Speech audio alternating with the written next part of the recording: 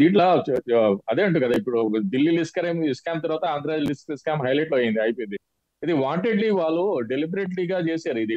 అంటే ఓవర్లుక్ లా ఏదో ఇన్నోసెన్స్ లా చేసిన లాగా కాదు అది.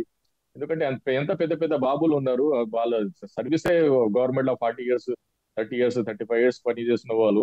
కానీ డెలిబరేట్ గా ఎంత ఏమంటారు, కళ్ళు కారం వేసిన లాగా మన్ను వేసిన లాగా చెప్తారు కదా, అలా ఇన్నోసెంట్ ప్రజలకి మోసం చేసేసి డిజిటల్ పేమెంట్ లేకుండా ఆ, వాళ్ళు కలెక్షన్ చేసి సంచులు సంచులు సేరించి పంపించేసి, అది కూడా పనికిరాని బ్రాండ్. ఎంతో మంది లివర్ డ్యామేజ్ అయింది. నాకు తెలిసిన ఒక బాబు లివర్ డ్యామేజ్ చేసి చచ్చిపోయారు.